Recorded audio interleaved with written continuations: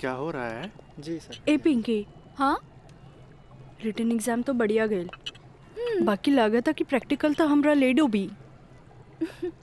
हमरा तो बहुत बढ़िया बा, बस एकरा में से नापे के बा और एमे लिख लेवे के बा। अच्छा बतावा का करी, इसमें का डाली? एकरा में ई एसिड डाला। ये हाँ पक्का? हाँ।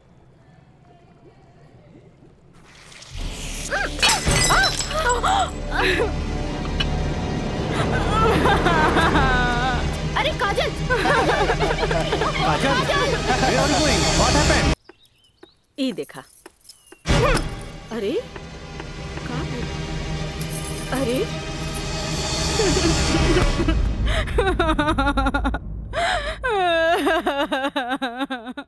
काजल, काजल, ए काजल, का भइल? अरे हमनी के अनदेखी करके यहाँ के रोवे लगलू। अरे का भइल? परीक्षा तो ठीक से गई ना? अरे बोल।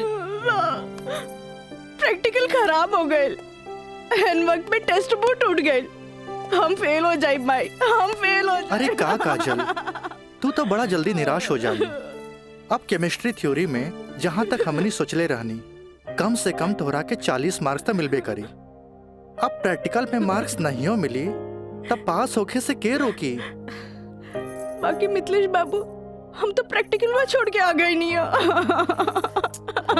अरे तो का भइल, इन्विजिलेटर 0 ही दिहन ना, इतना हदीर काहे होत बारू? हाँ, एग्जामिनर अगर एकरा के इशू बना ले, अब माइनस मार्किंग करें, तब बे फेल होए के बात हो सकेला।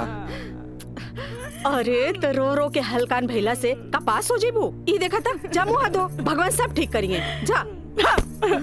का ठीक करिए? अरे अब कहा होई कुछ समझ में नहीं क्या, कुछ ना बुझाता हमरा के। माँ जी, अब रहुआ परेशान मत होई, एकर थ्योरी पेपर बहुते बढ़िया गईल हा। अरे तो तुहार गाइडेंस रहे तबे ना। अरे साइंस के स्टूडेंट रही त गाइड कर देनी, एमे का। ता ठीक बा, अब तू ही समझावा ओकरा के। ठीक है। आई घूप हो जा चुप। भैया एक सैंडविच लाइए। हाँ हाँ ले।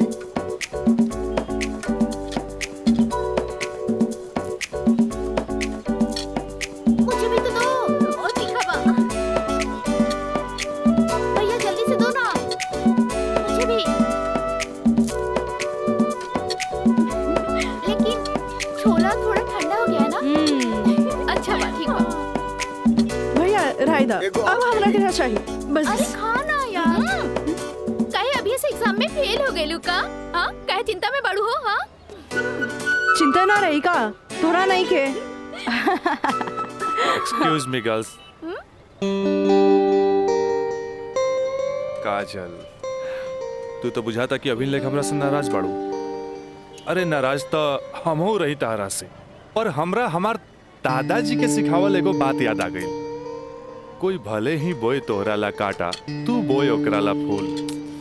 देखा काजल, तू तो प्रिंसिपल साहब से जाके हमार शिकायत कर देलू, पर हमरा हमार दादाजी के सिखावल उ बात याद आ गई। भाई तो उनकर पोते नू, हम जकरा चाही लेनू ओकर पूरा ख्याल रखी ले, है ने? देखा है ने?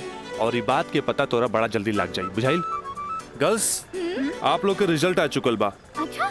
और ये क्लासरूम में आप लोग का रिपोर्ट कार्ड बांट रहल बा। जाई जल्दी चला। अरे जल्दी चला, चल।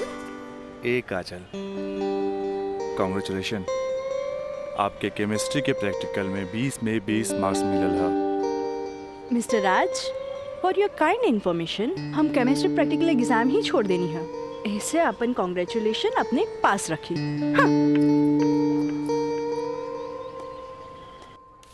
Roll number 31। यस सर।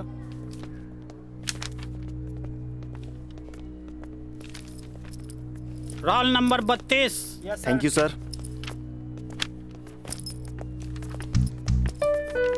Roll number 33। यस सर। Roll number 34। यस सर।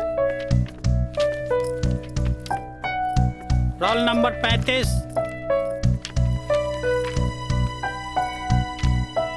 रोल नंबर 36,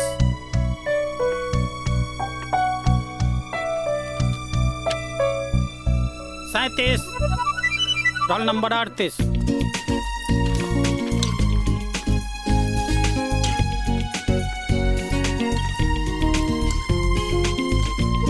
है ने देखा है ने, और ये बात के पता तोरा बड़ा जल्दी लग जाए बुझाइल। ए पिंकी पूजा, हाँ का बात बा? ई देख ना, हाँ? हमरा के सच में केमिस्ट्री प्रैक्टिकल में 20 में से 20 मिलल। ई जरूर राज के कारनामा है।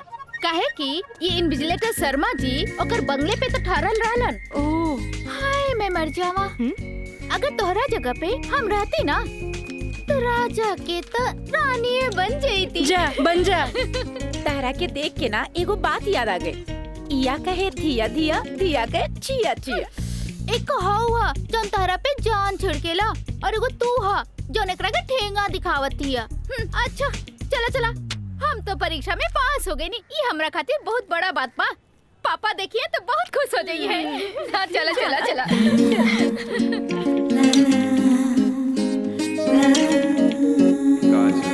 दादाजी के सिखावल एगो बात याद आ गई। कोई भले ही बोई तोहरा ला काटा, तू बोई ओकरा ला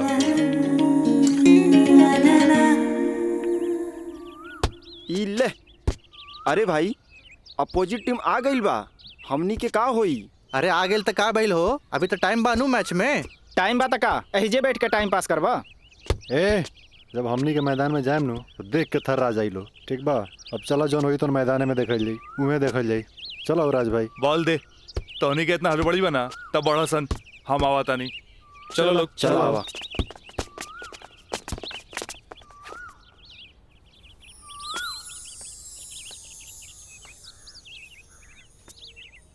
सुनो,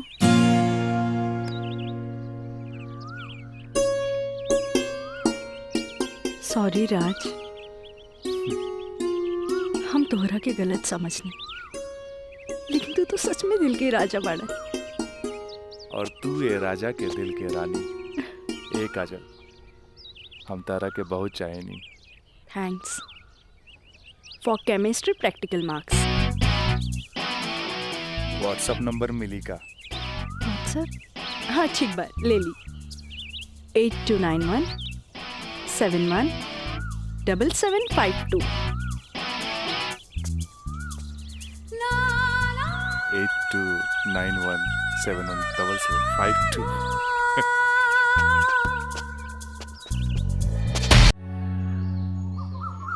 अच्छा ये बताओ यार कि तो हम लोग का प्यार, मतलब हाँ प्यार कब से चला था?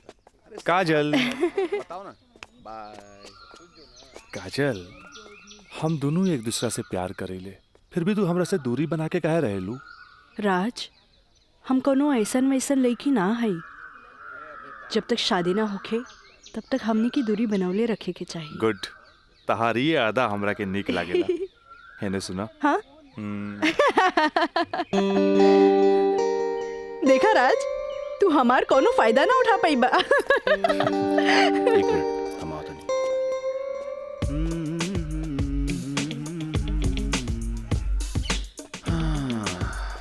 राज यार एगो बात बताई। काजल अब यार हमरा के भी अच्छा लगे लगल यार। हम एगो बात बताई। तू हंसुआ के बिया में खुरपी नियन गीत मत गो। वो तोर भाभी लागी। का लागी? भाभी। चल।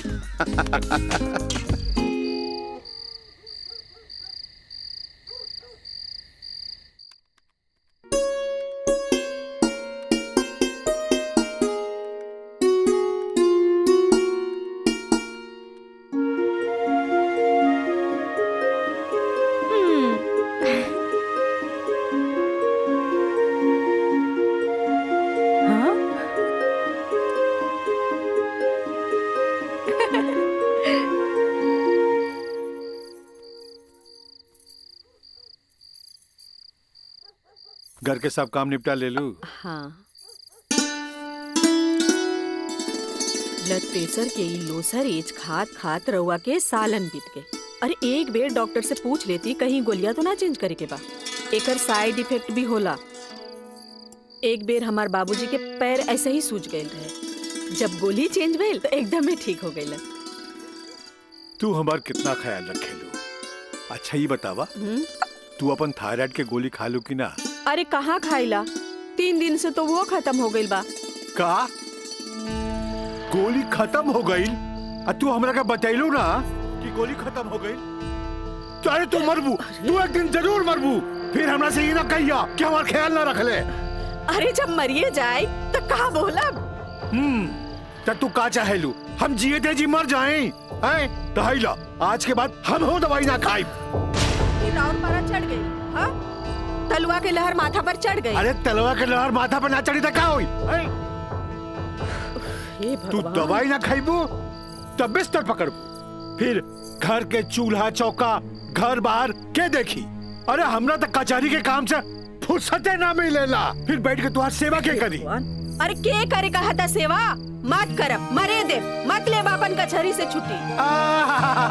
तू तो यही चाहता रू कि समाज हमरा के रनवा बन के फिरत देखत रहे। हे भगवान माफ करी हमरा के। अरे तू हमरा के माफ करा। जाई।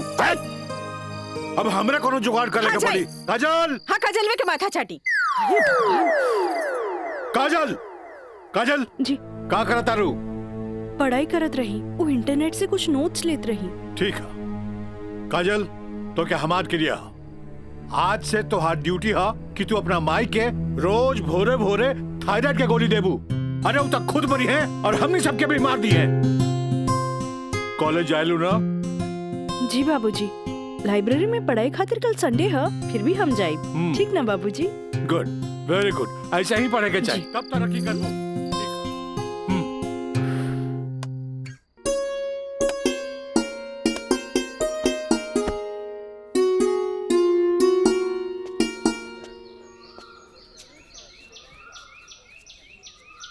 काजल। Thank you. काजल, हम दोनों एक दूसरा के बहुत चाहिए, पर जब हम हमरा फ्यूचर के बारे में सोचिले तो हम देखिले कि हमार बाप के पास बहुत दौलत बा। उनकर दौलत के संभालत संभालत हमार जिंदगी गुजर जाई। हमरा ये आम आदमी नियन नौकरी चाकरी करे के फुर्सते ना मिली। अब बस तू हमरा जिंदगी में हमार जीवन साथी बन के आ जा तो हमार जिंदगी एकदम मजे में गुजर जाई। ए काजल, तू काहे ना अपना बाबूजी से हमरा बारे में बात करेलू? बाबूजी से? ना बाबा ना, हम ना बोल सकेनी। हमार बाबूजी बहुत गुस्सेल बाड़न। वाह भाई वाह, इकलौता बेटी भैला के बाद भी तू अपना बाबूजी से बात न करबू काहे कि बहुत गुस्सेल बाड़े। और इकलौता बेटा भैला के बाद भी हम अपना बाबूजी से बात ना करब काहे कि बहुत पैसा वाला बाड़े। ऐसन में तो हमनी के सपना धरल के धरल रह जाई। काजल, काहे ना हमनी के भाग के शादी कर ले जाओ? बिना बतैले भाग के शादी कैसे कर सकेनी? हाँ काजल, हफ्ता भर के तो बात रही, हमनी के भाग के कहीं भी शादी कर लेल जाए और ओकरा बाद अपना अपना बाबूजी के बता देहल जाई। सोचत का बाड़ू, तारा से ऊंच कूल और धनाट घर के हई। जब तू अपना बाबूजी के बतैबू नु तो ना कर पाई है। और हमहू जब हमरा बाप के बताएब कि हम भाग के शादी कर ले बानी तो नाहियो चाहते हुए भी तारा के अपना बहू के रूप में अपना ली है। ए काजल, हम तारा बिना एक पल भी ना जी सकीले। ठीक बा, हम कोशिश करब। इनु भइल बात। अब छोड़ा हम बाय।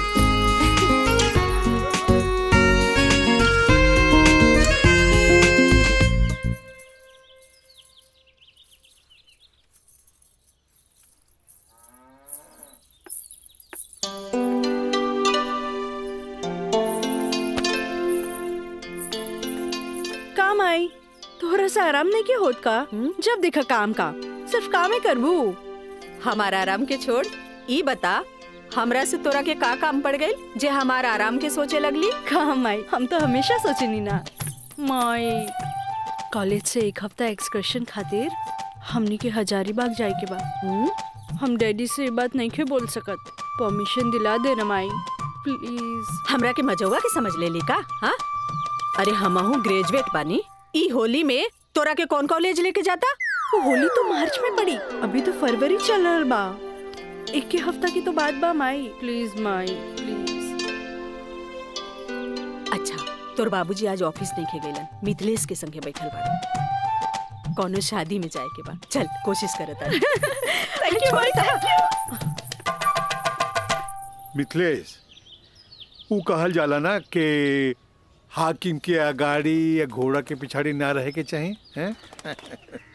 मजिस्ट्रेट साहब के इकलौती बेटी के बियाह, यही से हम खुद चलता नहीं तो हम न्योता तोहरे हाथे भिजवा देती। अरे रउआ चलती तो उनको भी खुशी होत। हाँ ए जी। लेकिन हाँ? ई का कहतिया? का कहतिया? अरे कॉलेज टूर पे एक हफ्ता खातिर हजारीबाग जाए चाहतिया। ये एजुकेशनल टूर आके पिकनिक। एजुकेशनल टूर अच्छा। बोली ना। ई तो निम्मन बात हो सर। स्टूडेंट्स के बाहरी दुनिया देखल उतने जरूरी है जितना विषय के ज्ञान। ठीक है, एजुकेशनल टूर है तो मैं अलाउ करता नहीं, बाकी नो मटर गस्ते ओनली पढ़ाई। जी पापा। ये बतावा ये सब में कितना खर्चा आई? 2-3 हजार पापा। तू हमारे से 5,000 ले ला, ठीक है? थैंक यू पापा। चला हो तू हमला के देखावा कि वो न्योता के कागज तैयारी के लिए बांध देले बानी। चलो आए। मिथिलेश, हम आवत है, बैठो। जी सर जी। Thank you so much Mithilesh बाबू। अगर रउआ ना बोलती तो ये हरगिज ना मानतन। अरे वो तो हम तुहार मुंह देख के साथ दे देनी। जा मजा करा। कैसन लागल? वाह सो ब्यूटीफुल। ये कहाँ लेके आ गई ला? पहले चला था तब ना पता लगी। उतरा। अरे स्टैंडवा कहाँ चल गई?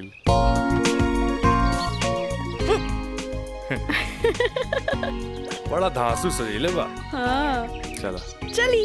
हाथ तो दा। कहाँ जाए के है? इधर।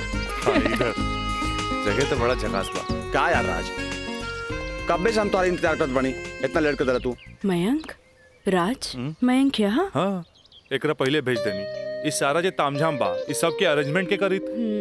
यार तो हम लोग का शादी खातिर एक विद्वान पंडित से बात कर ले बानी, और देखा तोहनी के आराम खातिर यहाँ सारा साधन सुविधा मौजूद बा। और हाँ और इन खातिर स्वीट रूम भी बुक कर ले बानी। और देखा अब हम निकलता नहीं कहे कि हमारा के मंदिर जाए के बा, और मंदिर जाके पूरा शादी का सामग्री लेके आए के बा। बाप रे इतना सब तैयारी। अरे शादी की करबा, हमार दोस्त राज का शादी बा। गलत बात। शादी होता हमार सपना के शहजादी काजल के राज के साथ। अच्छा देखा यार, जो तो पैसा दिला सब पैसा खत्म हो गए कुल ताम झाम में। ऐसा करा कि हमरा के तू 25,000 रुपया और दे दा, काहे कि बहुत सारा काम बाकी बा अभी। पैसा के कौन बात भाई, ई ले। अगर बाबूजी अगर ये शादी करे थे नु तो लाख के खर्चा लाखों में चल जाई। दोस्त महिम रिश्तेदार पूरा शहर के बुलाई थे। और वैसे भी तो बाबूजी जब रिसेप्शन पार्टी दी है तो जाई खर्चा बढ़ी। अच्छा हम निकल रहे हैं, बहुत सारा काम बाकी बा। ठीक बा, तू लोग आराम कर। चलो बाय बाय। बाय। तो काजल अब तक गला लगईबू नु यहाँ तो यहाँ के जाना था हमनी के। ओ Raj I love you. I love you too. जुबान निकालिए, बंद कीजिए। ठीक है।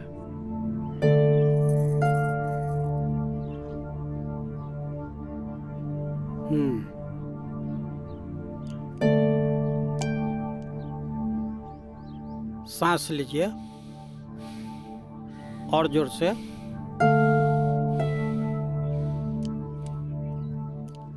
घबराए के कोई बात नहीं खे। ऊपर के बीपी थोड़ा बढ़ गई है। अच्छा से लागता कि काम के प्रेशर ज्यादा बा। जी नया मजिस्ट्रेट आइले हाँ से कुछ ज्यादा ही फाइल इनके हवाले कर देले हाँ। ठीक है, ठीक हो जाई। अभी आंख लगल बा 100 दिन का के। और हाँ पानी पियावल करी, काहे कि पानी पियला से पेशाब यानी यूरिन पास हुई तो रिलैक्स हुई है। जी जी बाकी दवा वही चली। जी ठीक बा? डॉक्टर साहब। जी डॉक्टर साहब हाईली अपन फीस। ई का करतानी, जे आदमी पेशकारी में हमरा से कहियो फीस ना ले ले उनका से हम फीस ली रह दी। डॉक्टर साहब थैंक यू, थैंक यू। प्रणाम डॉक्टर साहब।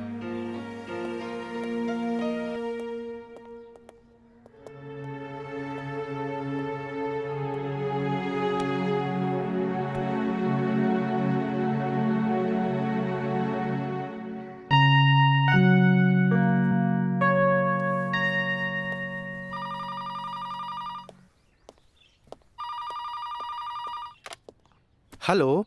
हम काजल बोले तानी। हाँ काजल, बोला कैसन बारू? माई बाबूजी कैसन बाड़न?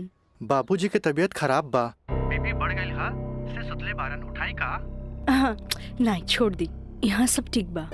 आप कैसन बानी? हाँ हम तो ठीक बानी। माई के बुलाई का? ना रहे दी, आके हम सरप्राइज दे। Okay bye. Okay bye. केकर फोन रहे? काजल के। अच्छा वहाँ के ठीक बारी अच्छा खोज खबर लेत रही। अच्छा माँ जी, हम चलत तानी, सांझ के फिर से आ जाए। ठीक बा।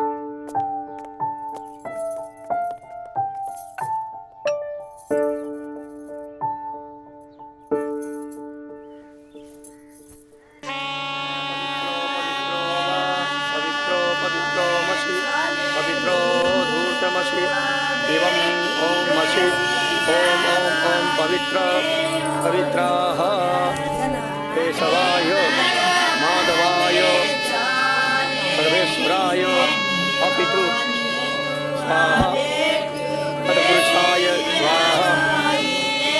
ओम नमः स्वदन्ताय सहस्राक्षाय सहस्रपदे पूर्वशे पवित्रमशे सर्वोत्तमशे चन्द्रमशे ओमाय ओम ओम ओम ओम बुधाय ओम पवित्रो वा पवित्राय नमः सावित्रे नमः पवित्रे नमः तत्पुरुषाय सर्वेश्वराय नमो नमः। ऊर्ध्वमशे पवित्रमशे सर्वमशे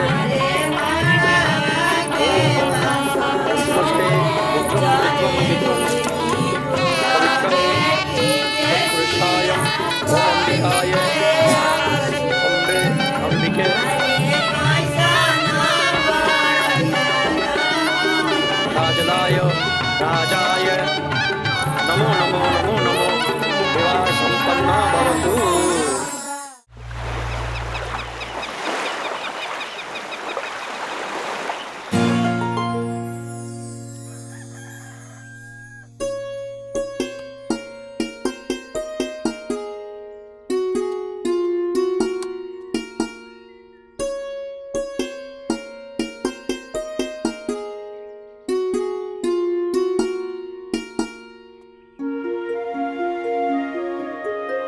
काजल, काजल,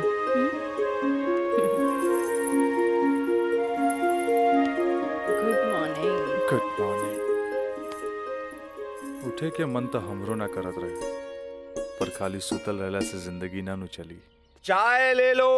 हैं? गर्मा गर्म चाय मयंक, अपने हाथ से बनेले बन। ए ए ओ कुछ ना, सिर्फ भाभी खातिर। और ई गर्मा गर्म चाय। काजल, इस शादी ब्याह में कुछ ज्यादा खर्चा हो गई। हमरा घरे जाए के पड़ी। वो कहा कि अपना बाप से कुछ पैसा भी ले ले और उनका के इस शादी ब्याह के बारे में बता के पटा भी ले।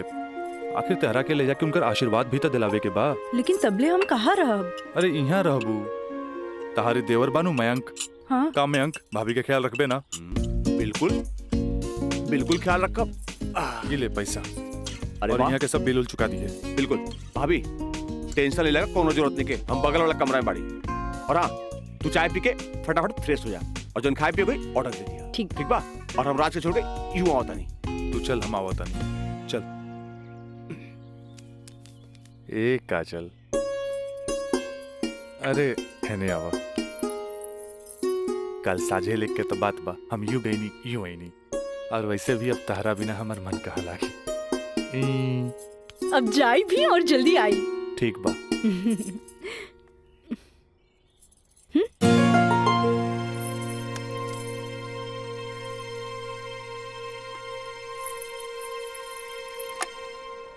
हेलो। हाँ, अरे देख रही हो कि मैं ऑफिस में हूँ, कितना काम पड़ा है, कितनी फाइलें पड़ी हैं, और तुम हो कि ये ले आइएगा वो ले आइएगा। हद कर दिया तुमने यार।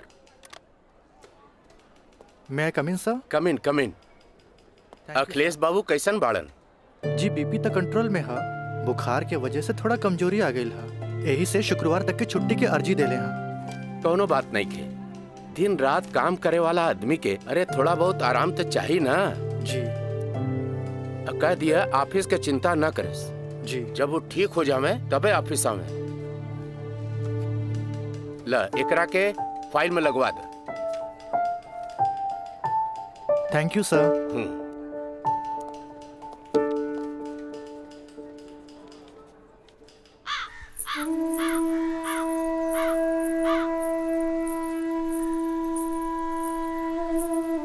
अरे भाभी आइए बेटी। भाभी क्या बात बा? बड़ा परेशान लागत बानी। हम राज के फोन लगा लगा के थक गए नहीं। कभी डेड टोन मिले था तो कभी आउट ऑफ कवरेज एरिया। तोरा पास उनकर कोनो लैंडलाइन नंबर बा? ना भाभी, और हम उनका दूर नंबर पे फोन लगा के थक के हार के बैठ गई। हैरानी की बात तो ये बाकी कि गईला के बाद ना कोनो खबर, ना कोनो कॉल, ना कोनो मैसेज। भाभी तू टेंशन मत ले, हम अपने को दोस्त के भेजले बानी और जैसे ही खबर मिला था सबसे पहले हम तोरा के बताई। ठीक बा, हम अपन कमरे में बानी। अरे भाभी घबराए कोनो बात नहीं की, हम मानी ना।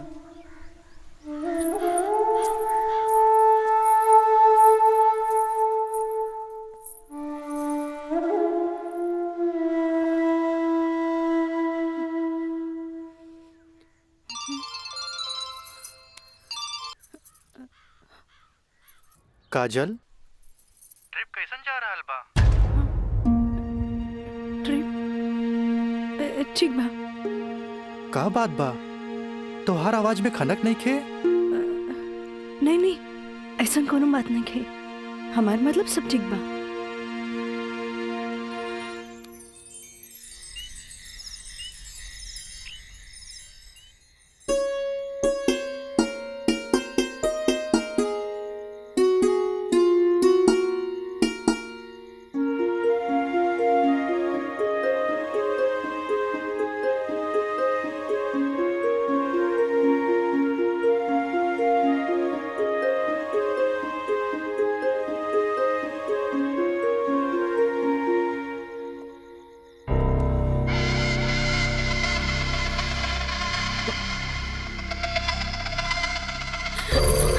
देवर जी, मयंक, ये क्या बदतमीजी है? चल जाइए यहाँ से, वरना राज के बता दे। किसे? राज से? राज से? भाग गए? हाँ? आवेला नहीं के? हाँ? तोरा क्या पता? हाँ? ये भी कुछ हो रहा बना? सब ओकरे प्लान के तहत हो रहा बा। वो तो तोरा के भोग के और भौरा जैसे चूस के भाग गए। काजल, पता बा जब तो के पहला बार देख ली तू पहली नजर में हमके पसंद आ गई। हम तो के दिल से चाहे लगे। काजल, आज दिल से चाहे लगे। तुझे कहा तारा कहो सच बा? सच ना, 16 आना सच बा। ये बात हम तुझसे बहुत पहले बता देती, लेकिन क्या करी, ये मेरी और मेरी हमार मुंह बन के तरस। देखा, तू गरीब, हम गरीब, हम तो क्या अपने काजल?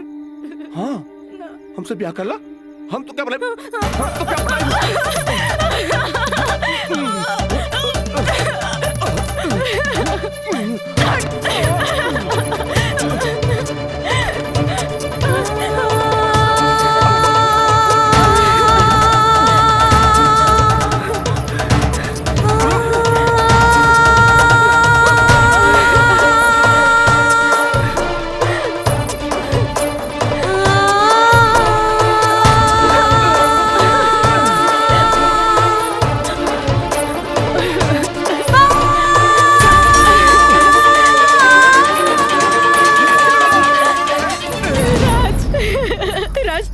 तो क्या चल गए हमरा के छोड़ के। ई महंग तो और काजल के बर्बाद करेगी चाहत रहे। तू बोलत काहे नहीं कि राज बोली ना। हम जहाँ भी गए रही तोरा का मतलब बा? और ये मयंक वैसे भी तोरा सारा के सारा सच्चाई बता देले होई। ये हमार बदला है काजल, बदला। प्रिंसिपल से शिकायत करके ते हमरा के पुलिस और कानून के धमकी तो दिला देले रहलिस, पर अब ब्याहता बन के सुहागरात बनेले बाड़ी। एकरा के छेड़खानी और रेप के नाम तो नानू दे सकेली। भाभी भाभी देख ले हम कितना गला फाड़ फाड़ के चिल्लाता ली, गला फाड़ फाड़ के चिल्लाता रही। भाभी हमसे ब्याह कर ला, हम तो जिंदगी भर साथ निभाए, लेकिन ना तोहार तो खोपड़िया में औते ना रहल। देख ला। ठीक ही तो कहा ताई। हाँ एक चल तू मयंक से ब्याह कर ले, ऐसे भी एकरा हमार जूठन खाए की आदत बा। तू अब बस हमारे को जूठन बारू, जूठन जूठन।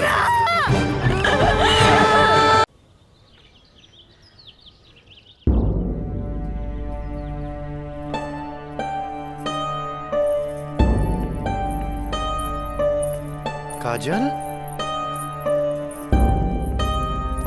काजल, कहाँ भइल माई बाबूजी के? अरे ये ठीक बाड़न, दवाई खा के सुतल बाड़न। रुका हम उठा देता नहीं। ना माई रह दे, आराम करी दे।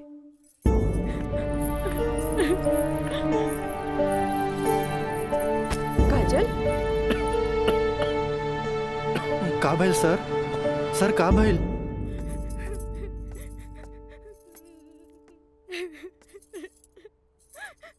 काजल,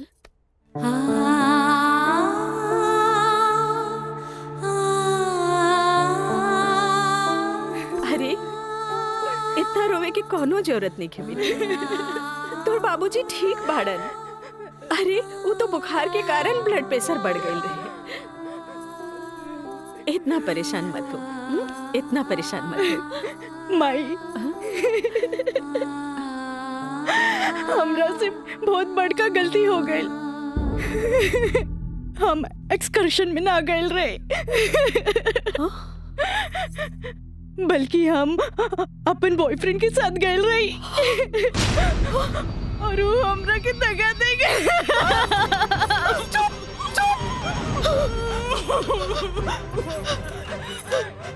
सच सच बता, सच सच बता। का भाई तू ठीक तो बाड़ी ना? तू ठीक तो बाड़ी ना?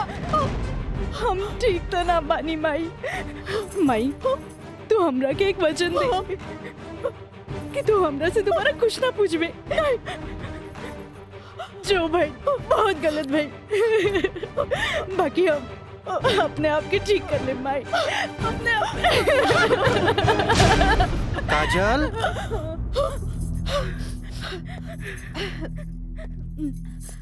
काजल, बाबूजी तोरा के बुलावत आ रहे। चला।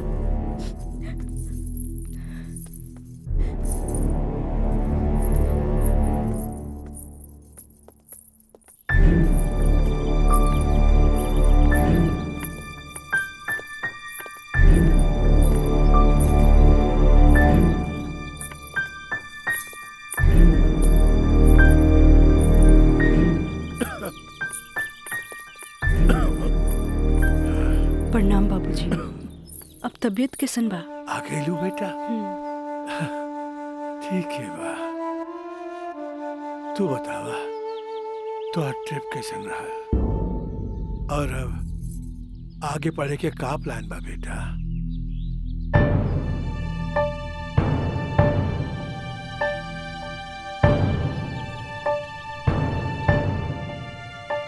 बतैलू ना बेटा। पापा हम वो साइंस ना पढ़ के लॉ पढ़े के चाहता नहीं। तो ओकरा में का बात है बेटा? विषय कोनो खराब ना होखेला, पर जरूरत है तो ओकरा में अच्छा करे के। अगर तू लॉ ज्वाइन करे के चाहता रहो तो लॉ ज्वाइन कर ला।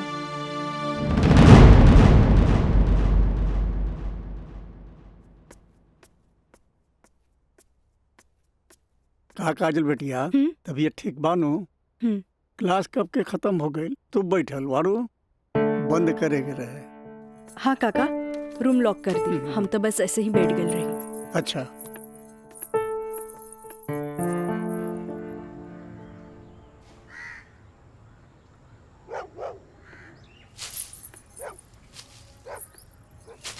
काका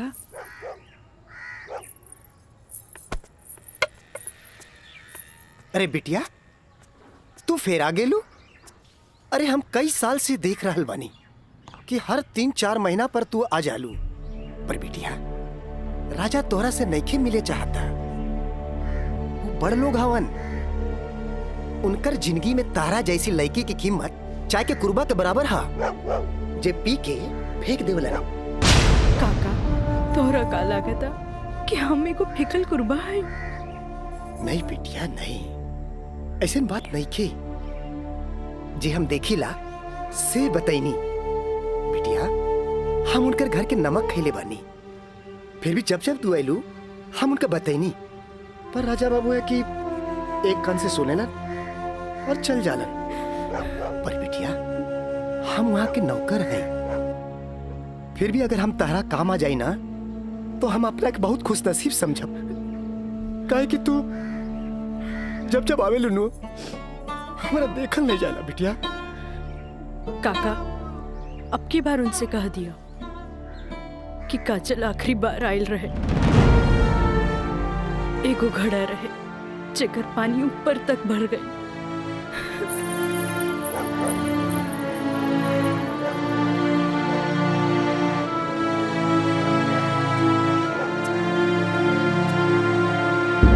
मैडम जी ये कुछ बिल है, कारपेंटर बिल है, ये टेलीफोन बिल है और ये लाइट बिल है और कुछ वगैरह वगैरह काफी बिल है, आप देख लीजिए।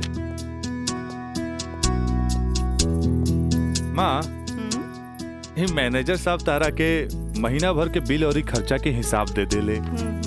अब तू उठबू, उठ के जईबू, अलमीरा खोलबू, चेक निकलबू, फेना के बैठबू, तब साइन करबू। हमरा माई के कितना काम करे के पड़ी। यही ला हम सोचने की काहे न चेकबुक वाले के हम ही आ जाई। नीमन कैला।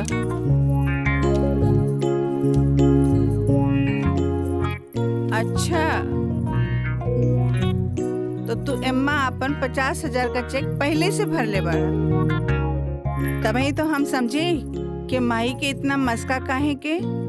माई अब तू ही बताओ कि इतना अमीर बाप के लड़का हई तो दोस्त महीन के टाइम टू टाइम पे पार्टी तो देहे क्यों पड़ी ना। देव तो हमरा बाप के ना कट जाए की ना का मैंने सब। बिल्कुल राजा बाबू। जी ले अपन बाप का ना कोच कर। इनु भाईल हमरा दुनिया के सबसे बेस्ट माई वाला बात। Love you Mai. मैनेजर साहब। जी मैडम। इस सब रसीद आप एक साथ पूरा बिल कह के हमरा के दें, हम एक गो चेक काट देते हैं। जी मैडम। ठीक है जी मैडम। हमरा ई बात के बहुत खुशी बा कि रउआ लोग हमार ग्लोबल कंपनी में इन्वेस्टमेंट करे के चाहता नहीं। ये हमरा खातिर बड़ खुशी के बात बा। बाकी हमरा भी कुछ देखे के चाहिए ना कि हम दिन दुगना रात चौगुना करके रउआ लोग के पैसा लौटा दे ताकि मार्केट में हमार साख बनल रहे। Of course. Excuse me gentleman. बाबूजी हाँ आप हमरा से वादा कैले रहनी कि आप हमरा नया कार किन के देब। अब हम खटारा हम ना चलाएं, बुझाइल नु। I want new car. Okay yes Raja is right. I am witness. Okay I will buy car for you. Thank you sir. हम चलता नहीं बाबूजी। तो ठीक बा, रउए कार खरीदा दे। बाकी राउर कार की खर्चा कंपनी के इन्वेस्टमेंट पे दिखावल जाए। ओके थैंक्स। जेपी साहब आपका बेटा तो हीरो लगता है। आखिर बेटा के करा हमरे नु। अरे यही तो उम्र में ऐश करे के।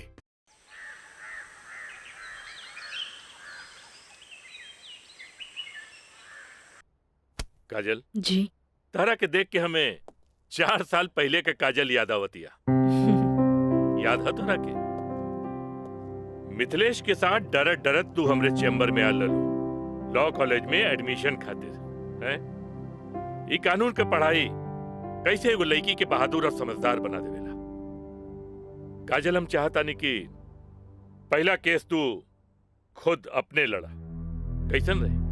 लेकिन सर तू घबरा मत, हम तारा बारे में केहू से कुछ न कहनी है। देखा ये वकील लोग अपने क्लाइंट का सिक्रेसी अपने साथे चिता में ले जालन। बैठा। हाँ तो केस ये है कि मुवक्किल एक गरीब लड़की है जेकरा के शादी का झांसा दे के पहले भोगल गए और बाद में जूठन की तरफ फेंक दी। वो दहेज के केस न कर सकत रहे काहे कि वो गरीब रहे। वो रेप के केस न कर सकत रहे काहे कि वो अपने घर वाले के मुंह पर कालिक टपोते के चाहते। वो प्रताड़ना का केस भी न कर सकत रहे काहे कि वो घर में कब्बो रहली नहीं। अब वही मुवक्किल का केस तो के लगे। अब वही गरीब लड़की का केस एक पढ़ा लिखल समझदार वकील के लड़ेगी। काजल, हमने नजर में तू एक मर्द लड़की बाड़ू। हमें फक्र बा कि तू हमारे असिस्टेंट बाड़ू। आई एम प्राउड ऑफ यू बेटा। जी सर, थैंक यू।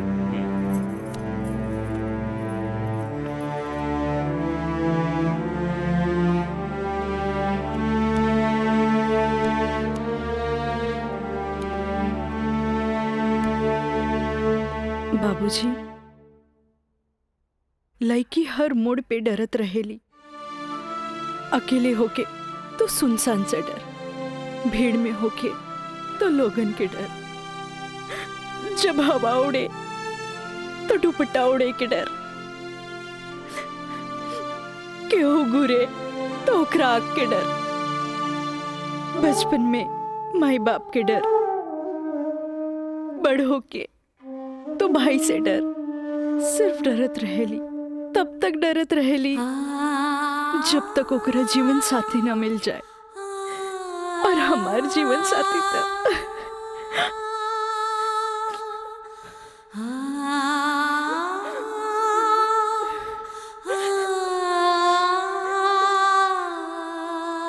बाबूजी,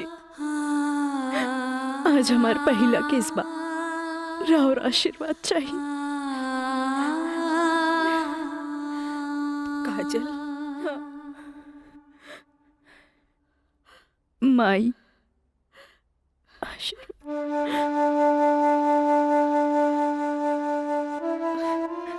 तोरा के वचन तो हम दे चुकल बानी, कुछ ना पूछेंगे। बाकी जौन काम में तू लगल बाड़ा, हमारा आशीर्वाद बा तोरा के कामयाबी हासिल हो। चल।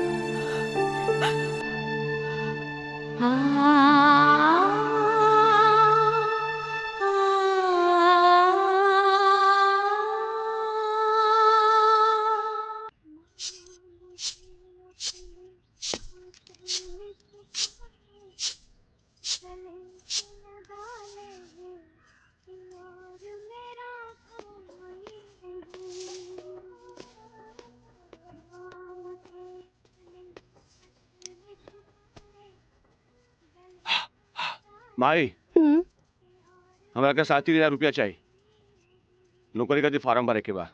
का है वो तो हाथ दोस्त राजा, वो ना करेगा तोरी मदद। भाई, अब हमारा के केहू को मदद की जरूरत नहीं की, खुद नौकरी करेगा, कमाए के बाद, कुछ बने के बाद। यही तो हम कहा था नहीं, उम्र हो चलल, नौकरी ना करबे तो कौन बाप अपन छोकरी तोरा से ब्याही। हमरा का, हमार जिंदगी के का, आज है कल ना रहा, फिर बहुत हो गए भाई, चल पैसा दे। दे पैसा, तोरा से मुंह लगाए बेकार है। पैसा पैसा पैसा। हाँ हाँ दे। देता नहीं।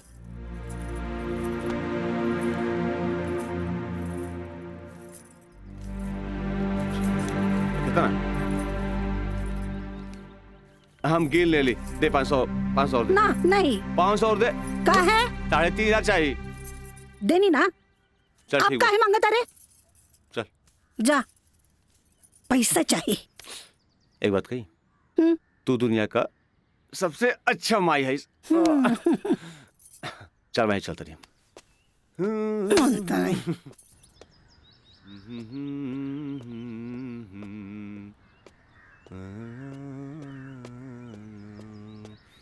मयंक, काजल, तू इतना दिन बाद यहाँ? हमरा तोरा से कुछ बात करे के बा।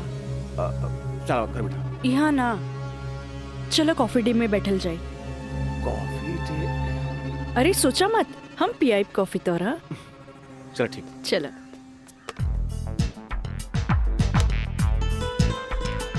इला। Thank you. पिया ना।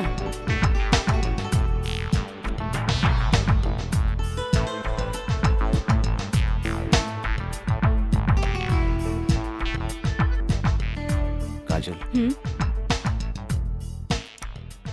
आज तोरा के यहाँ देख के बहुत अच्छा लगा था।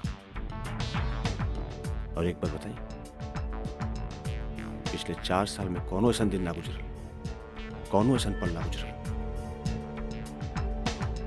जिसमें तुके याद ना कैलो।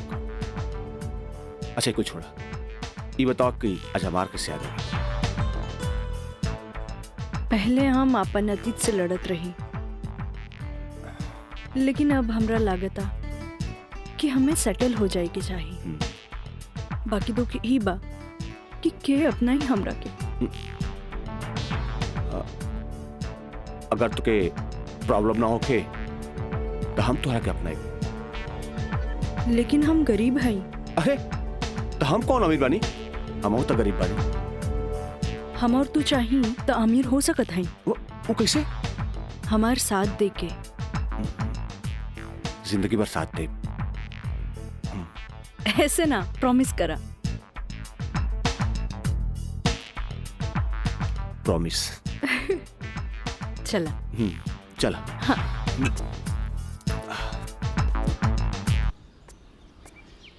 मिथिलेश जी, कोनो देर तो ना भइल? अरे ना बाबा, पहले ई बतावा भइल का? मयंक से साथ देवे की वादा ले लेनी है। अब तू अपन मिशन में कामयाब जरूर हो जाएगी। आगे देखी, लेट्स गो। सुनी, एगो बात कही, सब कुछ जानला के बाद भी आप हमें हेल्प करत हैं, ऐसे हम कबो ना भूल सके। पहले तो ना, पर अब सोचे लगनी है कि जिंदगी के हर लम्हा में आपके जरूरत पड़ी। चल आप चली, तोरा घरे छोड़ दी।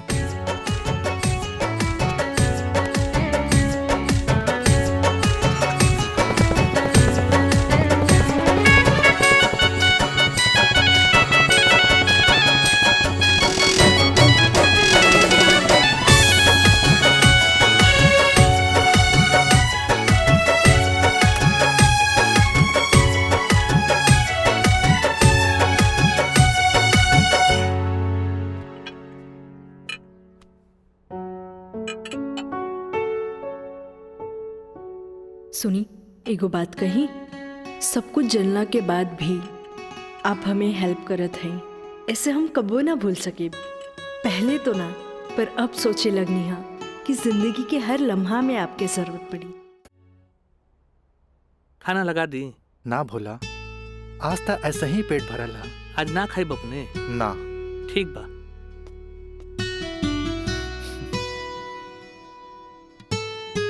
मैं पंडित देवी दत्त शर्मा।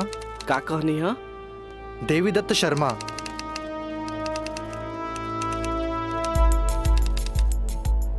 सत्रह मई के भाईल। अच्छा भैया तनी जल्दी करी, देर होता। ली। दीही।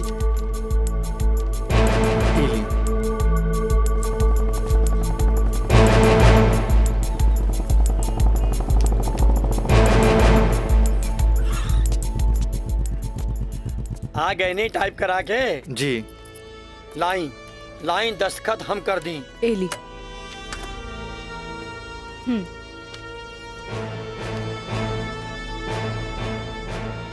जय गणेश। ई कामता हो गई। अब बैंक के दस्तखत लेवे के पड़ी। वो आप हमरा पे छोड़ दी, वो हम ले ले। ठीक है।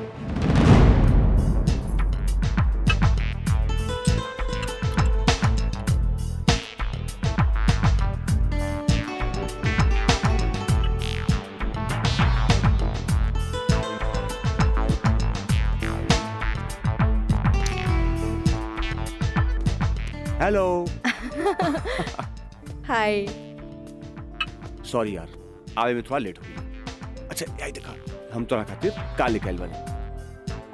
अच्छा पहले चाय पिया। इला।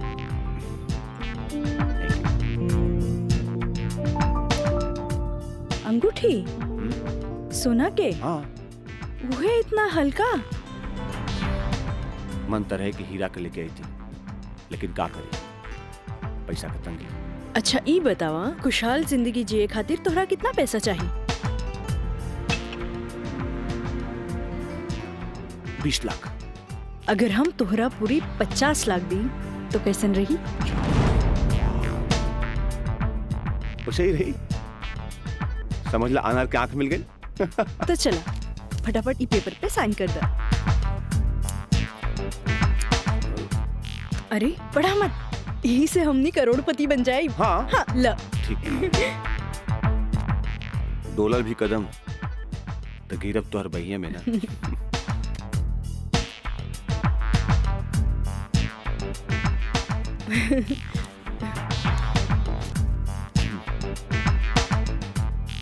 आज से हमनी का नया जिंदगी का शुरुआत। रोमांटिक रोमांटिक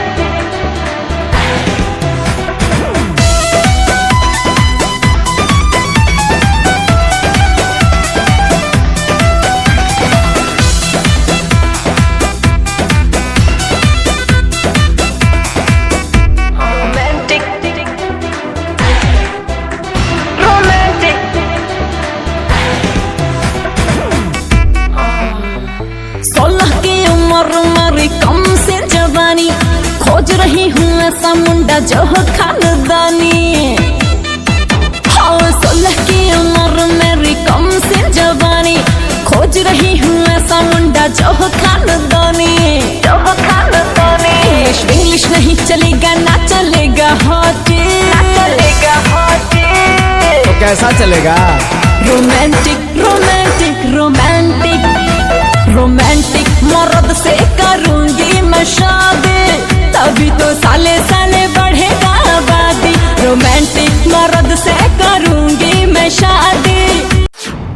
मीना, मंजू, रेखा, कस्तूरी के डांस देख के कुछ समझ में आयल? अरे सरकार के देख के बाजार बदल जाला, बाजार के देख के साहूकार बदल जाला, आ घोड़ा के देख के सवार बदल जाला, शिकारी के देख के शिकार बदल जाला। ऐसे ही मेहमानों के बदले पे सत्कार के भी बदल देवे के चाहिए। अरे पहले के जमाना कुछ और रहे कि मर्द नाजो आदा पर लुट जात रहे, लेकिन अब जमाना बदल चुकल बा। आज के जमाना के मर्द सबके कमर तोड़ नाच पसंद आवेला। जितने कमर हिलेबू और सीना झटकईबू, मर्द उतने जल्द तोहर दीवाना हो जाए। दिखाओ करके। अरे ऐसे ना, ये देखो। कस्तूरी बाई, कस्तूरी बाई। चाहे नसीब चाहे नसीब तक लिया। बहुत दिन बाद तशरीफ लेनी राजा बाबू। भला ऐसे भी केहू केकरो भूल जाला। आए बैठो।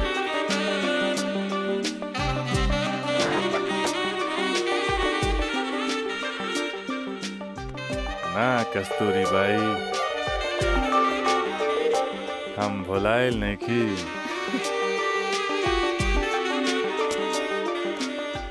वो तो बस हमार शादी होके वाला बा, ओकरे तैयारी खातिर हम अपना माई के संगे खरीदारी में बिजी रही। फुर्सत पाते तहरा लगे आ गई नहीं। अच्छा एगो बात बतावा, कौनो बेहतरीन डांसर बा हमरा बियाह में नाचे खातिर? बानो एगो नया परिंदा बा। हाँ। मंजू, राजा बाबू का उहाँ ले जा जहाँ आज निराली का प्रोग्राम होता। आई जाए।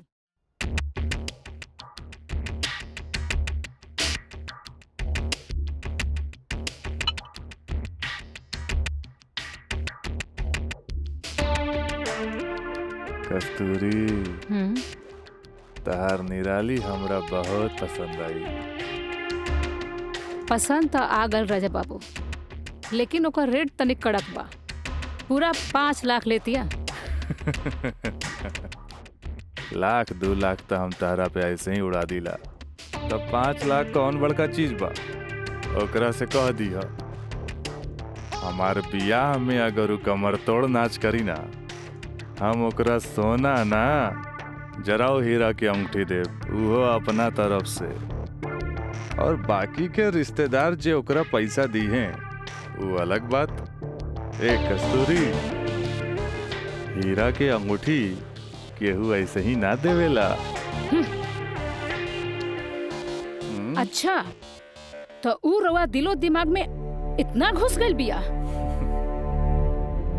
अच्छा एगो काम करब, तनी हेने लावा, हमरे तरफ से ई ला। हाँ डैडी, का बात बा? तू जहाँ बाड़ा जल्दी से चल आवा। ठीक बा, हम अभी आओ तानी। बड़ा कमजोर बराउर ये ना मुराद इश्क, ऐसे उतारा के जाम लहले बगैर चल देनी। हाँ कस्तूरी भाई, डैडी के कुछ जरूरी काम आ गइल बा, से जाए के पड़ी। ठीक बा, अब डैडी के फोन आइल ह ते में हम का बोली। चला तनी, बाय।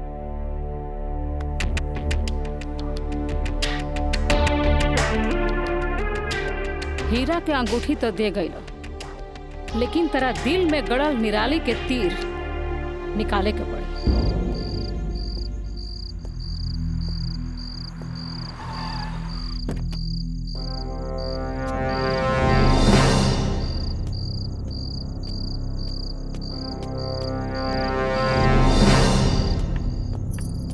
का बात बा डैडी, इतना अर्जेंट में क्या बोलेनी हमरा के? राजा, हाय हम का देखा तानी?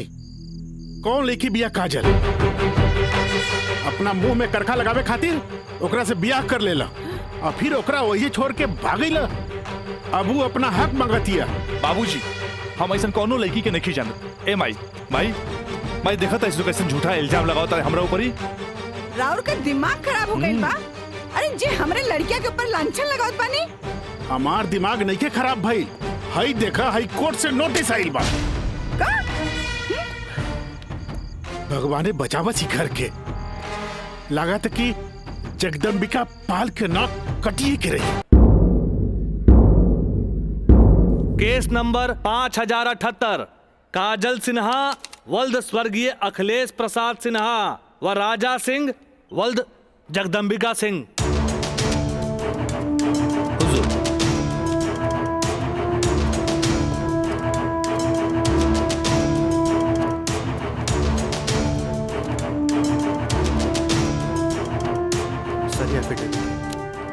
केकर गवाहन के। अच्छा ठीक है, जग मिठा। मिलॉर्ड, असल में ये एक अमीर आदमी के प्रताड़ित करे वाला केस है। साथ में पढ़े वाला 2 बालिग दोस्त के आपन मर्जी से हम बिस्तर होए के केस है। I object milord. हमार फाजिल दोस्त एकदम बेकार का बात कर रहल बड़न। सच्चाई तो यही है कि हमार मुवक्किल काजल का बिया राजा के साथे बाकायदा मंदिर में भैल रहे, और यह 2 गवाहन के एफिडेविट। एगो राजा का सबसे खास दोस्त मयंक और दूसर बियाह कराए वाला पंडित। आप देख ली। 4 साल बाद हमार फाजिल दोस्त के मुवक्किल कहाँ रहले? सच्चाई तो ई बा जज साहब कि हमार मुवक्किल राजा के शादी रोक के रुपया ऐठे के एगो षड्यंत्र बा, षड्यंत्र। शादी? कैसन शादी? अरे राजा का शादी तो पहले ही हो चुकल बा। अगर दोबारा शादी भइल ना तो तोहार मुवक्किल जेल जाई, जेल। बस जज साहब बस, हमू इनका से यही पूछा तानी कि आखिर ये किस्सा 4 साल बाद ही काहे उठावल गई, बताई? हम बतावा तानी जज साहब।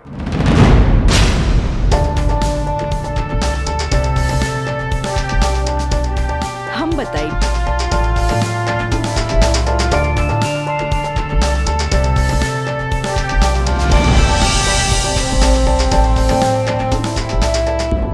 मिलॉर्ड, हम चाहेब कि ये केस हम खुद लड़ी।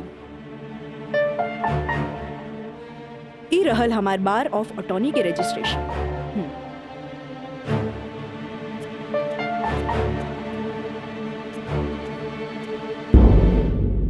ओके, you can proceed.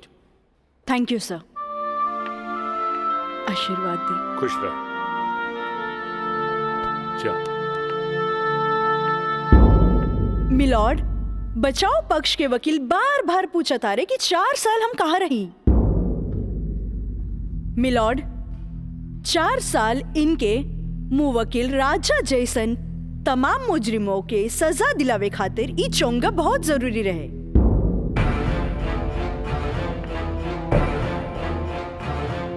Mister Haider Kazmi साहब, अब समझ में आयल कि 4 साल हम कहाँ रही कि और डिटेल बतावे के पड़ी। तो मिलॉर्ड, हम केस के स्टडी खातिर हमरा के कुछ समय चाहिए। हाँ, कोर्ट इंस्ट्रक्ट करती है कि राजा की शादी रोक दी जाए जब तक कोर्ट का फैसला न हो जाए। बचाव पक्ष के वकील की रिक्वेस्ट पर यह कोर्ट मुअत्तिल की जाती है।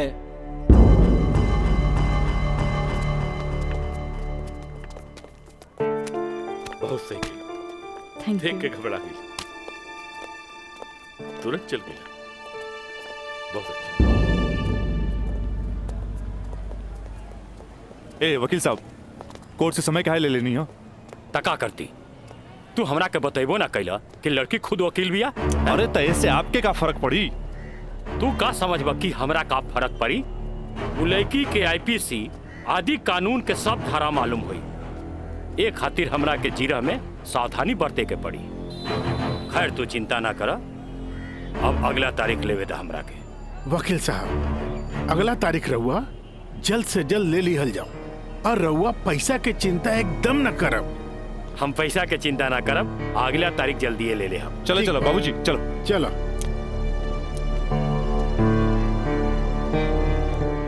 हेलो, हाँ, अब फिक्र करे के बात नहीं के।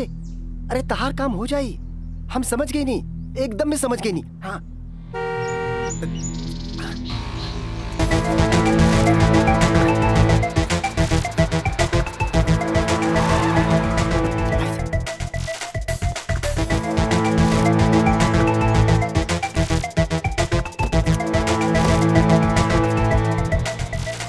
हटा ना, ये पाइप पे कर दिया बे। रखा था नहीं। हाँ।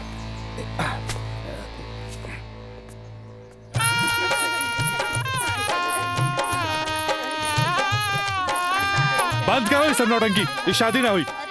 अरे हटा यार, फेंक ये सब, हटा। अरे ऐसे ना शुभ बात काहे करता रहा? हम सही कहा था नहीं भाई, अभी भी ना हुई। अरे ही का? अरे तो हर दिमाग खराब हो गई का? बियाह करे से पहले हमरा से पूछ लेना रहा का? आए, का जरूरत है ऐसा बियाह करे के? का करती? वैसे ना मानत रहे हम कानून से बचे के खातिर बियाह के नौटंकी कर देनी। तो जाके ओकरा बुला करके घर लिया बा। अरे बाबूजी, अगर ऐसा ला के खड़ा कहीं नू तो ऐसा कितना पतों से तारी घर भर जाई बुझाइल। तो फिर का करबा तू? अब हम देखें हमरा का करे के बा। बहुत हो गई, बहुत हो गई। हटा हटा सब। देखा देख रहा लू ना तू? एकर दिमाग चल गई बा।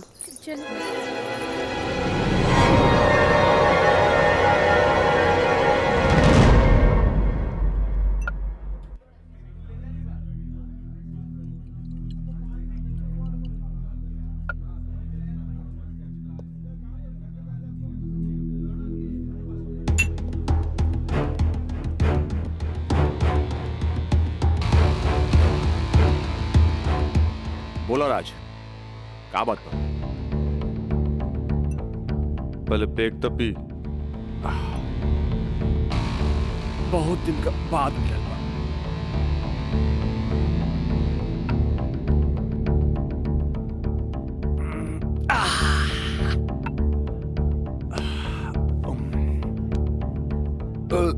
अब बतावा क्या बात बा? मयंक,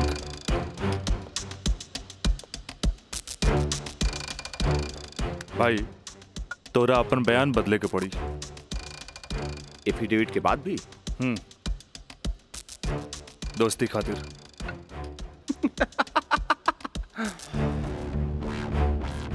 अब बयान देगा कीमत काजल 50 लाख लगो ले गया। बयान बदले के बाद बयान बदले का कीमत 1 करोड़। 1 करोड़? यस, 1 करोड़। कहे से कि हमरा काजल से ब्याह करके सेटल भी होके के बाद, और हम तोरा जैसा अमीर त नहीं की। और हाँ, अगर डीलिंग मंजूर होके तो तारीख से पहले आ जाइए। अच्छा, हम चलत नहीं।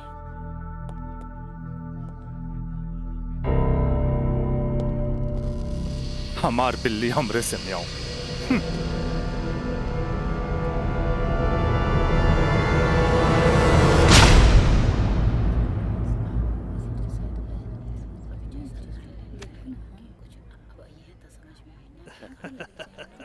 आज हम ये जीतब। केस बहुत बढ़िया बा। Order order. बचाव पक्ष अपनी बात रख सकते हैं। योर ऑनर, बचाव पक्ष के हमार मुवक्किल राजा के हम कटघरा में बुलावल चाहब। ओके, यू कैन।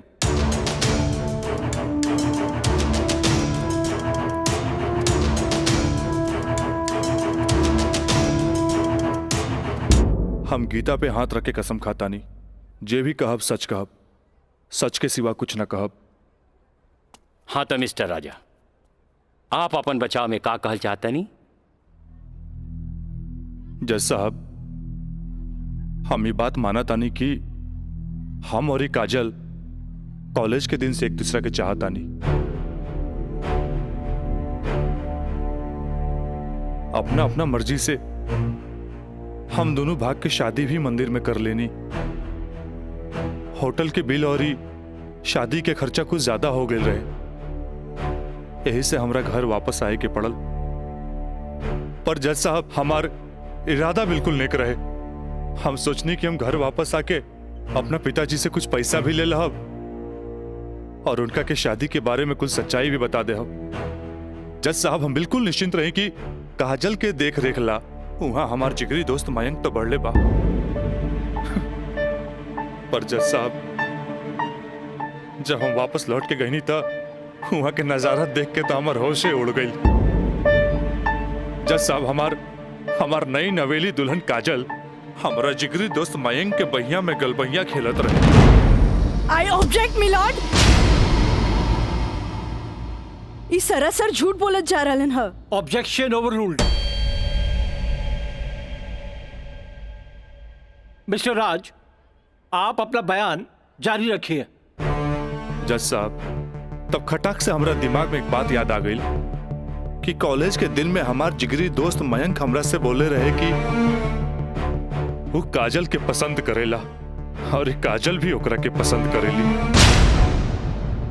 पर जज साहब, हम सीधा साधा आदमी हो मेरा तो एकरा देवर और भाभी के मजाक के रिश्ता समझ लेनी। लेकिन जज साहब, ई सरासर झूठ बोलने जा रहल बारन। I object milord. हमार दरख्वास्त बा वकील साहिबा से कि इनका जे कुछ भी कहे के बा बुलैला पे कटघरे में आके कही है।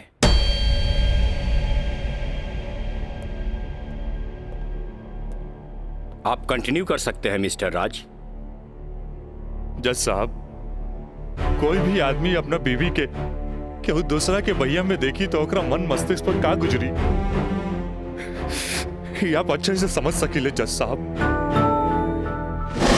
मिलॉर्ड, ई सरासर झूठ के पुलिंदा आपके सामने रखल जा रहल बा। कोर्ट के गुमराह करे की कोशिश करी जा रहल बा। तया पानी ना कोर्ट के सही रास्ता दिखावे वाली। अरे घबराई ना, जल्दी ही रहुओ के बयान देवे के समय मिली।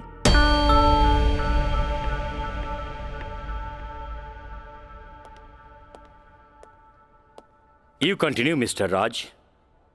जज साहब, समय के साथ साथ हम तो अपना आप के समझा लेनी और एक बुरा सपना समझ के हम सब कुछ भूल के काजल के अपनावे खातिर भी तैयार रही। हम आज भी काजल के अपन धर्म पत्नी मानी ले, अपन धर्म पत्नी मानी ले हम काजल के। That's all, my lord. हम चाहब कि वकील साहिबा काजल सिन्हा के कटघरे में बुलावल जाए, वो भी वकील के तौर पर ना, मुद्दई के तौर पर। इजाजत है।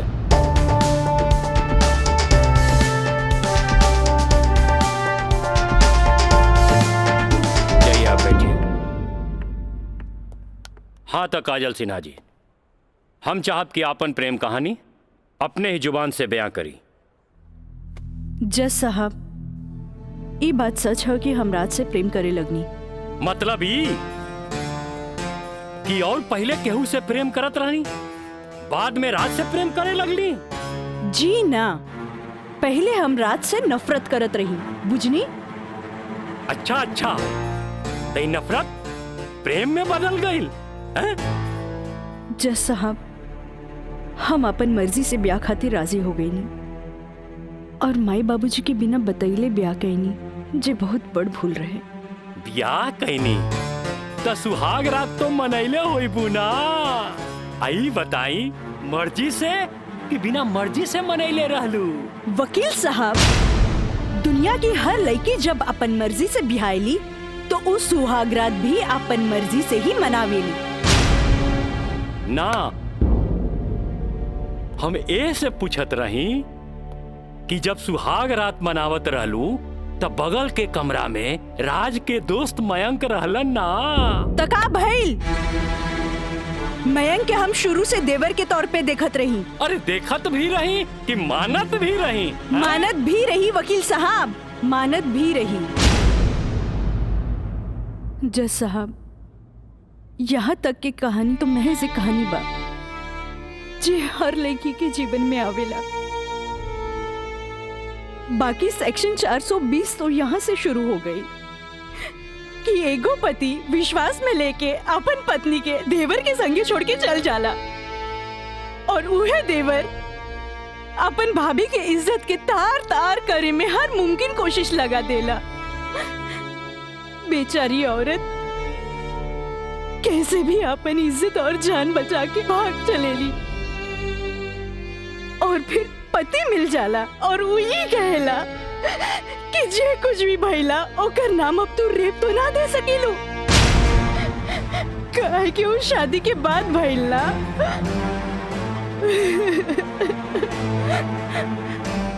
और रहल बात शादी के, तो तू सो कॉल देवर से कर सकेलू,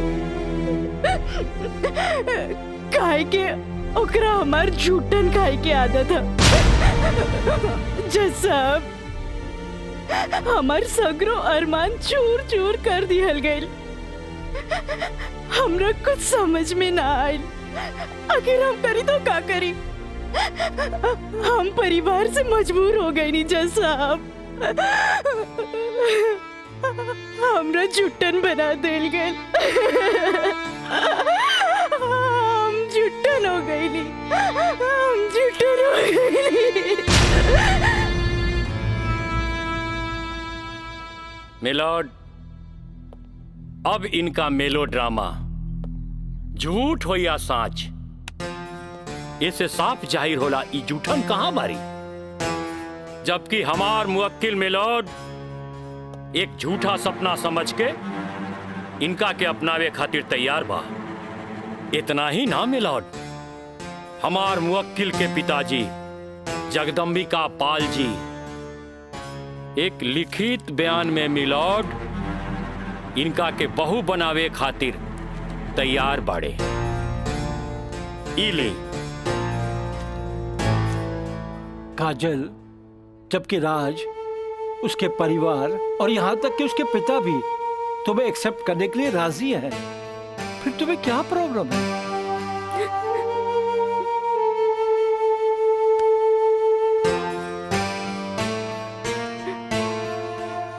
तुम बोलती क्यों नहीं हो? कुछ तो बोलो। मिलॉर्ड, वहाँ मर जान के खतरा है। वाह मिलॉर्ड वाह, जौन परिवार के जिला जवान में रिस्पेक्ट बा, जौन परिवार पर आज तक कोनो क्रिमिनल केस नहीं थे, वो परिवार के साथ इनकर जान के खतरा बा। Now picture is very clear milord.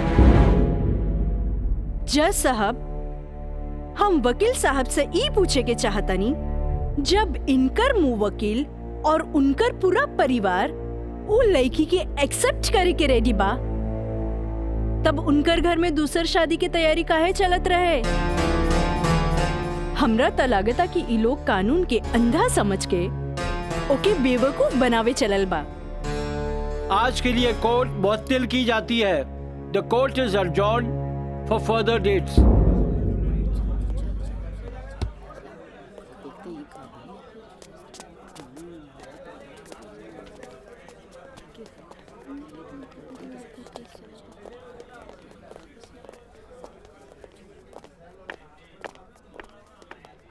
वकील साहिबा, अरे वाह, तू तो बड़ा चालाक बड़ू हो।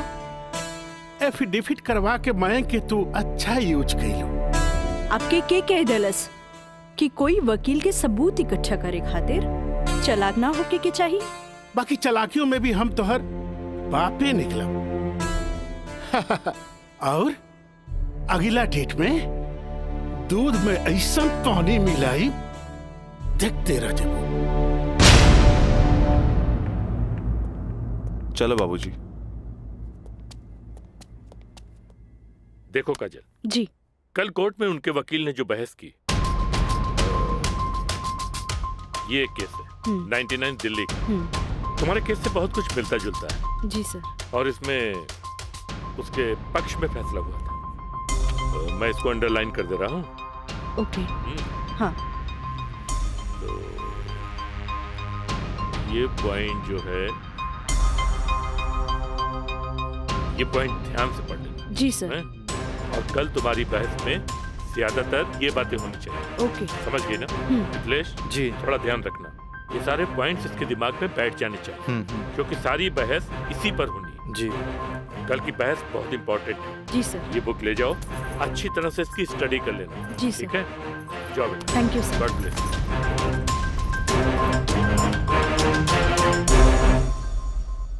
आँख कहेली कि एक नया इंसान देख ले, लेकिन दिल कहेला कि ना।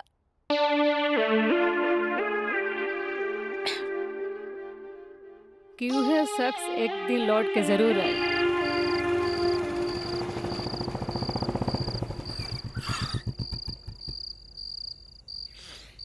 जफाव ने मारा, वफाव ने मारा। निराली, अरे निराली, मुझे तेरी अदाओं ने मारा।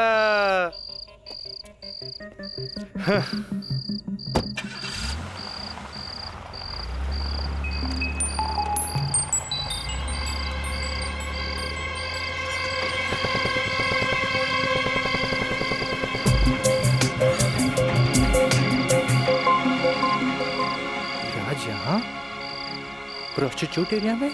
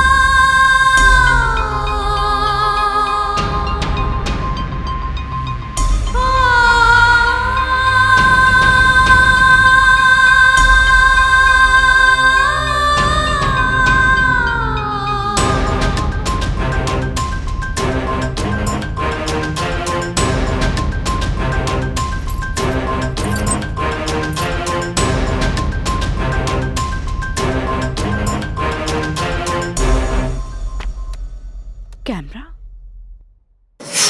अब जाई भी और जल्दी आई। ठीक बा।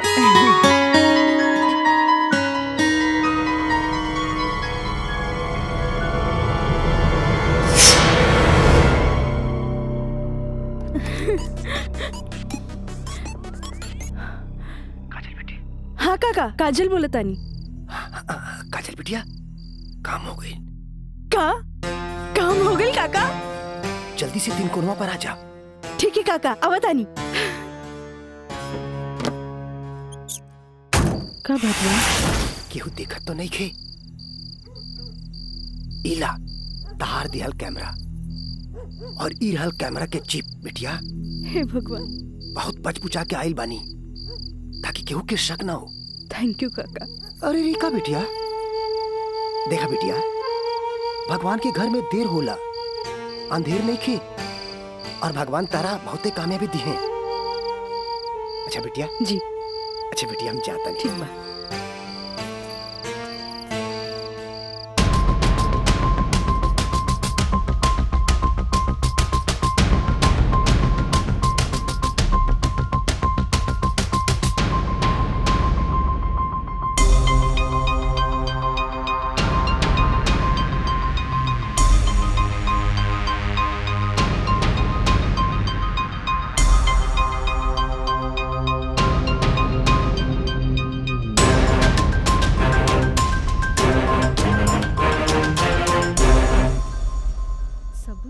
दे देनी। हाँ बाकी सर आ गए ले।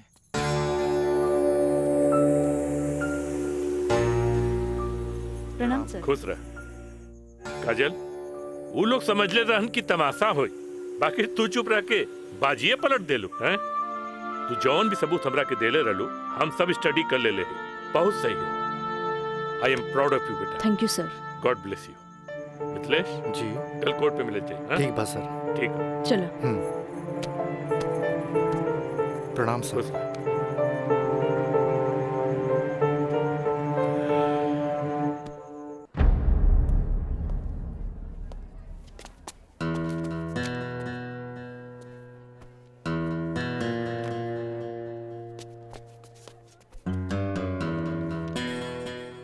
अदालत की कार्रवाई शुरू की जाए। जा बेटा।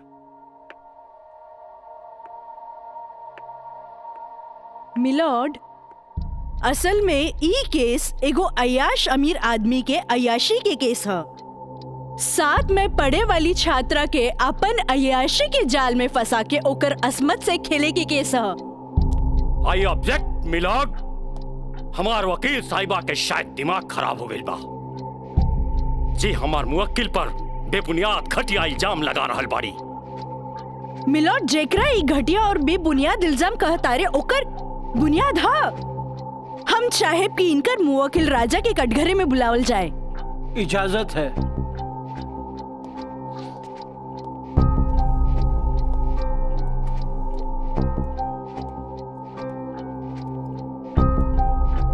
जज साहब, ई उहे आदमी है जे लड़की के चाय के कुर्बा समझेला, जेके पिया और फेंक द। इनकर अयाशी के सबूत के तौर पर हम अपन एगो गवाह पेश करे के चाहतानी। इजाजत है। Thank you.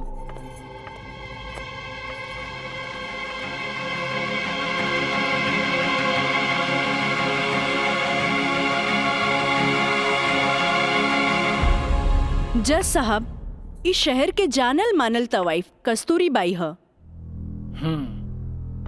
हाँ तो कस्तूरी बाई, ई जे सामने कटघरा में खड़ा बाड़न, का आप इनकरा के पहचाने ली? अरे इनकरा के कैसे न पहचाने? ई तो हमार पुराना ग्राहक राजा हवन। Good, thank you. अब जा सकेनी। हाँ तो जज साहब। I object milord. हमार वकील साहिबा हमार पर्सनल क्लाइंट के केस के रुख के बदलल चाहता रही। आखिर केस के ई बात से का वास्ता? वास्ता हाँ जज साहब, वास्ता हाँ। जॉन परिवार के रिस्पेक्ट के गुणगान हमार वकील साहब करत आ रहल बारन, वो परिवार के एक लौता बेटा के चरित्र से वास्ता कैसे ना रही? बताइए जज साहब। अब हम अपन अगला गवाह राजा के कॉलेज के प्रिंसिपल एनके गॉड के पेश करे के चाहता नहीं। इजाजत है। Thank you. प्रिंसिपल श्री एनके गौड़ हाजिर हो।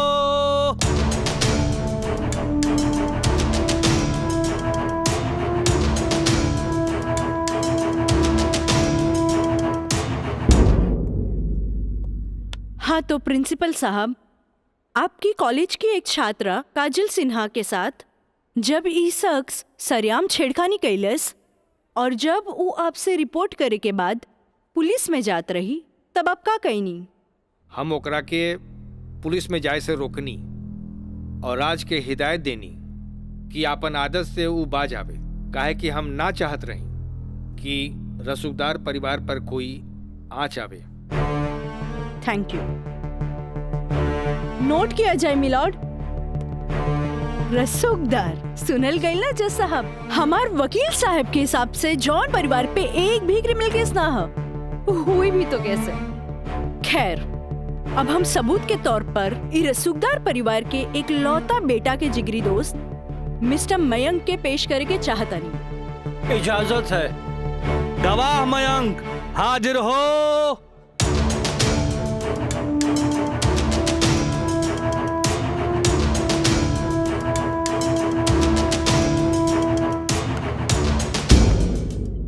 हाँ तो जज साहब। जज साहब, हमार वकील साहिबा खामोखा अदालत के वक्त के बर्बाद कर रहल बाड़ी और उस सवाल के जवाब देवल नहीं की चाहत जेमे बियाहता के पति और पति के पूरा परिवार बियाहता के रखे खातिर तैयार बा। तही बात में कौन जान के खतरा बा? बियाहता ई शख्स उहे आदमी बाड़न जेकर मदद से शादी जैसन पवित्र बंधन के आड़ में कानून के धोखा देवे के साजिश रचल गई, जेकर रचयिता बाड़े मिस्टर राजा और साथ देवे वाला बाड़े मिस्टर मयंक। हाँ तो मिस्टर मयंक, तू अपन जुबान से ही उस सो कॉल्ड शादी के आंखों देखा हाल बतावा।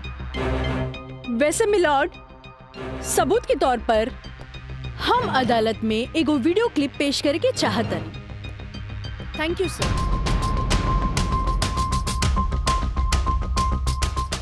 ऑब्जेक्शन मिलॉर्ड, यहाँ कोनो टीवी शो नहीं खे। अखामोखा वकील साहिबा हमनी के और अदालत के वक्त के बर्बाद कर रहल बाड़ी।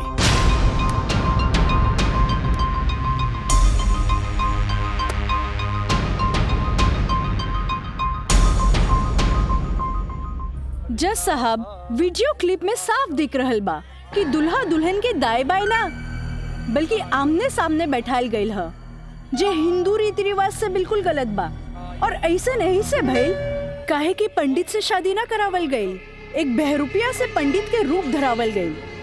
आप यही क्लिप के साथ पंडित के बयान खुद से देख ली। जज साहब, हम रेलवे कर्मचारी हई, रुपया के लालच हमरा के नकली पंडित बने पर मजबूर कई देलस। जज साहब, हम एक गरीब आदमी बानी और पैसा का लालच बड़े बड़े लोगन के अच्छा और बुरा समझे का शक्ति के छीन लेला। हम तो एक गरीब आदमी बानी, दोस्त के कहला पर हम एगो भलता आदमी के पुजारी बना के इन लोग का ब्याह करवा देली। आखिर हम भी का करती? जज साहब, काजल की खूबसूरती का हम दीवाना हो गई और काजल के पावे खातिर हम समाज और कानून के हर सीमा के भी लांग गईली। हाँ तो जज साहब, हमार दूसरा वीडियो क्लिप देखी जे ई साबित कर दी कि धारा 420 से शुरू हो करके धारा 376, 375, 362, 361, 120B के उ लड़की के साथ अंजाम दिल गल बा। और जज साहब, लगे हाथ हमार दूसरा वीडियो क्लिप भी देख ली प्लीज।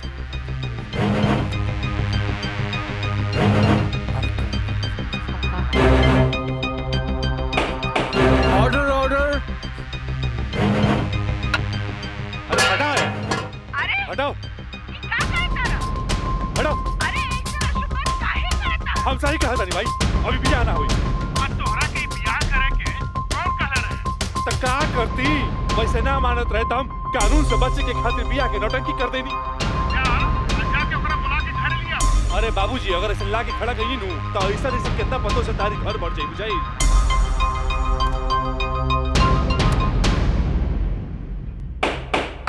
Order order. सारे गवाह और बयानात को मद्देनजर रखते हुए अदालत इस नतीजे पे पहुंची है कि मुजरिम का मकसद पहले से ही धोखाधड़ी से कहीं आगे था, क्योंकि उसका मकसद उस लड़की को धोखा ही नहीं देना था बल्कि उसके साथ शारीरिक संबंध स्थापित करना था। और यह भी साबित होता है कि मुलजिम ने बलात्कार को शादीशुदा जिंदगी को एक व्यवहारिक रूप देकर कानून को धोखा देने की कोशिश की है। इसलिए अदालत धारा 420 से बढ़कर इसे 376 एक रेप केस करार करती है और साथ ही महंग को इस अवैध कार्य में साथ देने के लिए धारा 120B को अदालत मुकर्रर करती है। धारा 376 के तहत मुलजिम राजा सिंह को 9 साल एवं उसके साथी महंग को धारा 120B के तहत 4 साल बामुशक्कत कारावास की सजा देती है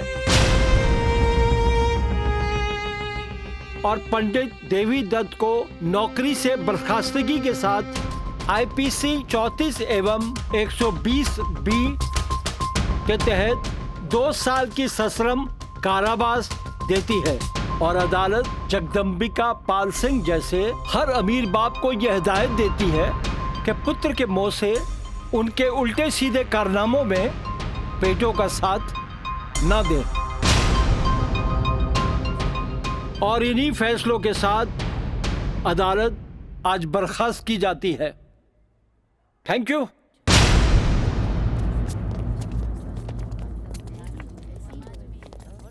सर,